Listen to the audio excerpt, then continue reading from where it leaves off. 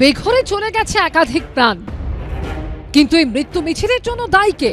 ভালো কিছু হলে কৃতিত্ব সবাই নেয়, কিন্তু খারাপের দায় নিতে নারাজ সবাই। রাজ্য সরকার দায় চাপাচ্ছে বিদ্যুৎ সংযোগকারী বেসরকারি সংস্থা সিইএসসির ঘাড়ে। বিদ্যুতীকরণের জন্য মারা গেছে, সিএসসি থেকে অনুরোধ করবো 5 লক্ষ টাকা করে পরিকল্পনা দেওয়ার জন্য, যেহেতু সিএসসির জন্য এটা হয়েছে। যদিও সিইএসসি দায় নিতে নারাজ। বাড়ির ইনস্টলেশন থেকে ইনসুলেশন খারাপ ছিল, শক দিয়ে হয়েছে, কোথাও একটা ফ্যাক্টরির ভিতরে কোনো একটা ইনসুলেশন শক খেয়েছিল। এছাড়াও বাকি দুটো জায়গায় লাইট পোস্টে হাত দিয়ে হয়েছে, স্ট্রিট লাইট পোস্টে হাত দিয়ে হয়েছে। স্ট্রিট লাইট পোস্টটা এই street light post generally CSC এটা ওন করে না বা মেনটেন করে না। বিরোধীদের দাবি মৃত্যু মিছিলের দায় রাজ্য সরকার পুরসভার। মুখ্যমন্ত্রীর এই ছবি পোস্ট করে সুকান্ত মজুমদার লিখেছেন, তার প্রশাসন এবং পুরসভার চূড়ান্ত অকর্মণ্যতা এবং অপদার্থতার জন্য পবিত্র দেবীপক্ষের মধ্যে এতগুলি নিরীহ মানুষের প্রাণ অকালে চলে গেল। সেই মৃত্যুর ন্যূনতম দায় স্বীকার না করে, জনসাধারণের কাছে হাতজোড় করে ক্ষমা প্রার্থনা না করে তিনি পরের দিনই ব্যস্ত রয়েছেন আমোদ প্রমোদে হাসি মুখে ডান্ডিয়া খেলতে। কলকাতা কর্পোরেশন আর পুলিশের জন্য ওরা মারা গেল, আইএমডি আগেই জানিয়েছিল।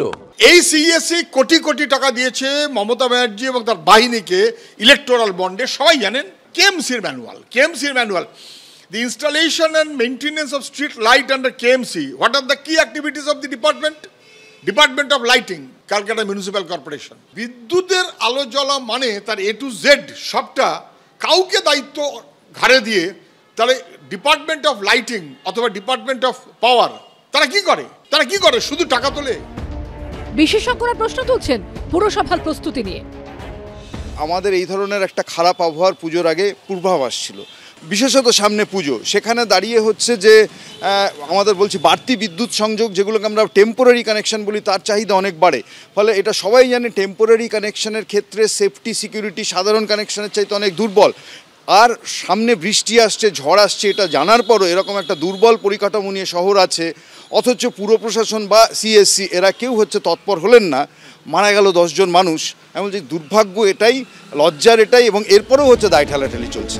বিদ্যুৎস্পৃষ্ট হয়ে মৃত্যুর ঘটনায় এবার কলকাতা হাইকোর্টে জনস্বার্থ মামলা করার আর্জি জানালেন আইএসএফ বিধায়ক নওশাদ সিদ্দিকী। মৃতদের পরিবারকে আর্থিক সাহায্য এবং বারবার কেন একই ঘটনা ঘটছে জানতে বিচার বিভাগীয় তদন্ত কমিটি করার আর্জি জানিয়েছেন তিনি। বিচারপতি সুজয় পাল মামলা দায়েরের অনুমতি দিয়েছেন। এত বড় দুর্ঘটনা ঘটে গেল, এখনো পর্যন্ত পুলিশ মন্ত্রীর পক্ষ থেকে কি পুলিশে আইনি ব্যবস্থা হচ্ছে সেটা মুখ্যমন্ত্রী জানাক। আর কে কার দায় ঠেলাঠেলি করছে? তো গোয়েঙ্কাবাবু ভার্সেস যেন ব্যানার্জি বাবুদের দায় ঠেলাঠেলি হচ্ছে। এদের দায় ঠেলাঠেলিতে আমরা সাধারণ নাগরিকরা মরবো? ইলেকট্রিক শক লেগে যারা মারা গিয়েছে, এর দায়ভার তো নিতে হবে সরকারকে, প্রশাসনকে, এড়িয়ে যেতে পারে না। All Bengal electricity consumers association বা অ্যাবেকা এসপ্ল্যানেড মেট্রো স্টেশন থেকে সিইএসসির দপ্তর ভিক্টোরিয়া হাউস পর্যন্ত মিছিল করে। সিইএসসির দপ্তরে ঢোকা নিয়ে পুলিশের সঙ্গে ধস্তাধস্তি হয়। এতগুলো মানুষ মারা গেল, বারবার বলা হচ্ছে, গতবার বলা হয়েছে কিছু ডিভাইস লাগান। এখন বিশ্বে কত আধুনিক ডিভাইস বেরিয়ে গেছে, মাটির সঙ্গে টাচ করলে, জলের সঙ্গে টাচ করলে যেমন বাড়িতে এমসিবি লাগানো হয়, এরকম বহু ডিভাইস বেড়েছে। কেন এখানে করা হবে না? কেন ওই জাংশন বক্সগুলো নিচের তলায় থাকবে, একটু উঁচু করে কেন লাগানো হবে না? ইলেকট্রিসিটিটা কে দেয়? সরকার দেয় না সিএসসি দেয়? দেওয়ার বলাই পয়সাটা না বলা আমার দায়িত্ব, আর পরিবেক্ষণের আমার দায়িত্ব নেই। এই দায়িত্ব জ্ঞানহীন কথা, এসব ছেড়ে দেওয়ার কথা। ব্যবসা থেকে চলে যাও না, এখানে থাকতে কে বলেছে? বিদ্যুৎস্পৃষ্ট হয়ে মৃত্যুর ঘটনায় সিপিএম সহ বামপন্থী দলগুলি লেনিন মূর্তি থেকে কলেজ স্কয়ার পর্যন্ত মিছিল করে। আশাবুল হোসেন, সুকান্ত মুখোপাধ্যায় ও শফিক মজুমদারের রিপোর্ট, এবিপি আনন্দ। মরতে আসছেন মা, চারদিকে জোর প্রস্তুতি, আনন্দ উল্লাস, কিন্তু তারই মধ্যে বাদ সেধেছে বৃষ্টি। পুজোর মুখে এমন বৃষ্টি এর আগে কখনো কোনোদিন দেখেনি কলকাতাবাসী। রেকর্ড বৃষ্টিতে প্যান্ডেলে জল, কোথাও কোথাও ক্ষতিগ্রস্ত মূর্তি। পুজোর বাজারেরও মুখ বেজার। কার্যত আকাশ ভেঙে পড়া রেকর্ড বৃষ্টির জেরে লক্ষ্মী থেকে গণেশ, সরস্বতী থেকে কার্তিক, একের পর এক মূর্তির চরম ক্ষতি হয়েছে উত্তর কলকাতার চালতাবাগানে রামমোহন শক্তি সংঘের পুজোয়। এই হচ্ছে মণ্ডপে ঢোকার ছবি। সামনের দিকে যেটা এখানকার যারা মণ্ডপের কাজ করছেন তারা বলছেন যে দুর্গা প্রতিমা মহালয়ার দিনকেই চলে এসেছিল, কিন্তু ভেতরে গতকালকে অনেকটাই জল চলে গেছিল এবং এখন এখানে লক্ষ্মী গণেশ সহ যে সমস্ত ঠাকুর ছিল সমস্তই কিন্তু পুরোপুরি ভেসে গেছে, খড়ে পরিণত হয়ে গেছে। শুধুমাত্র মা দুর্গা এখানে রয়েছে। লক্ষ্মী গণেশ কার্তিক পুরো মাটি গলে গিয়েছে, যার নিচে রাখা ছিল খড়ে পরিণত হয়েছে। প্রতিমা জলের নিচে প্রতিমার ওখানেও জল চলে গেছে? হ্যাঁ, জল চলে গেছে, গণেশ লক্ষ্মী জলের নিচে চলে গেছে পুতুলগুলো। আচ্ছা, এখানে এই যে এখন কাজ তোমরা করছো কতদিনে কমপ্লিট হবে? আজকে তো তৃতীয়া। ষষ্ঠীর আগে কমপ্লিট দিতে পারবো না। পদ্মপুকুর ইউথ অ্যাসোসিয়েশন প্রতি বছরই পুকুরের একদম পাশেই মণ্ডপ তৈরি করে পুজো করেন এরা। বুধবারই ছিল উদ্বোধনের কথা, কিন্তু সোমবার রাতের ভয়ঙ্কর বৃষ্টিতে পুকুরের এমন অবস্থা যে জল উপচে ক্ষতিগ্রস্ত হয়েছে মণ্ডপ সজ্জা।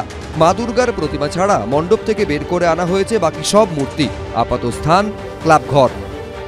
এখানে প্রতিমাগুলি রাখা হয়েছে, অর্থাৎ এখানে কার্তিক, গণেশ, দেবী সরস্বতী, দেবী লক্ষ্মী তাদের মূর্তি রাখা হয়েছে এখানে।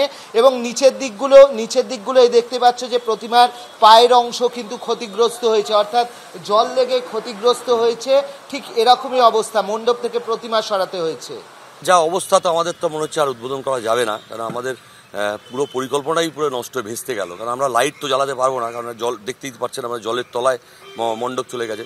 তো সুতরাং লাইট যখন জ্বালানো যাবে না তো উদ্বোধন তো আমরা তো আশা করেছিলাম সিএম আসবে, কারণ আমাদের এবার যে থিমটা যে ছিল জলছবির মধ্যে আমাদের দিদির যে একটা বার্তা যে জল ধরো জল ভরো, সেটাকে নিয়েই আমরা করেছিলাম। সেই মানুষের কাছে সেই বার্তা পৌঁছে দেবো, সেই জিনিস কিন্তু সেটা তার হলো। এই ছবি রাজেন্দ্রলাল স্ট্রিট সাধারণ দুর্গোৎসব কমিটির। বুধবার জমা জল সরার পর টের পাওয়া গেছে ক্ষয়ক্ষতির পরিমাণ শুধু চালচিত্র নয়, নষ্ট হয়েছে মণ্ডপের নিচের দিকের অংশ। এত ক্ষতি হয়েছে মানে ভাবতে পারবেন না। আমরা সব অলরেডি প্রোগ্রাম হয়ে গেছিল, এই দেখুন সব চালচিত্রবাজি বানানো গেছে, আবার নতুন করে বানাচ্ছে। আমাদের ঠাকুরের জল, এই দেখুন জল, স্ট্রাকচারের ক্ষতি, পুরোটাই ক্ষতি। দুর্যোগে ক্ষতি হয়েছে কর্নফিল্ড রোডের অগ্রদূত সংঘের পুজো মণ্ডপের একাংশের। প্যান্ডেলের এরকম পরিস্থিতি কবে হলো আপনাদের? এইটা হয়েছে যখন বৃষ্টিটা হলো প্রায় 1:45 সময়, আফটার দ্য মহালয়া ডে। তারপরে জল বাড়তে পরে তারপরে এই তিরপলটা থেকে জল পড়ে যখন এটা ভেঙে পড়ে গেল, তারপরে এই পুরো ড্যামেজ হয়েছে।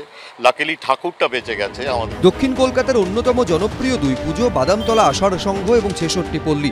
মঙ্গলবার দুটো পুজোরই উদ্বোধন হওয়ার কথা থাকলেও জল জমায় ক্ষতি হয় প্যান্ডেলের, ফলে উদ্বোধন হবে বুধবার। জল জমেছিল, সেই জল নামানো হয়েছে। আমাদের বাইরেও কিছুটা প্যান্ডেলের ক্ষতিগ্রস্ত হয়েছিল, সেগুলো আমরা মেকআপ করেছি। আর বর্তমান পরিস্থিতি এখন আমরা নিয়ন্ত্রণে এনেছি এবং আশা করি ভালোভাবেই আমাদের উদ্বোধন করবেন মাননীয় মুখ্যমন্ত্রী। অন্যদিকে জমা জলে ভাসছে ভবানীপুর 22 পল্লীর পুজো মণ্ডপও। খাতায় কলমে তৃতীয়া, কিন্তু যে দুর্যোগ কলকাতা দেখেছে তার ফলে বহু পুজো উদ্যোক্তারা একেবারে আতান্তরে পড়েছেন। এই মুহূর্তে আমরা রয়েছি 22 পল্লী, নর্দার্ন পার্ক বলে পরিচিত ভবানীপুরের এই জায়গা। 22 পল্লীর পুজো, বাঁশ ভাসছে, মণ্ডপের মধ্যে জল ঢুকে গেছিল, সেটা বার করা সম্ভব হয়েছে। হয়তো অন্যান্য ক্ষতি এড়ানো গেছে, মণ্ডপ শেষ করাও সম্ভব, কিন্তু কালকে উদ্বোধন। তার ফলে উদ্বোধনের পরেও মানুষ কি করে ঢুকতে পারবেন এই কয়েকটি পাটাতন ছাড়া মণ্ডপ অব্দি আসার আর কোনো ভরসা নেই। দুর্যোগে ক্ষতি হয়েছে ঠনঠনিয়া সর্বজনীন সংঘের পুজো মণ্ডপেরও। সুকান্ত মুখোপাধ্যায়, অনির্বাণ বিশ্বাস, অর্ণব মুখোপাধ্যায়, এবিপি আনন্দ।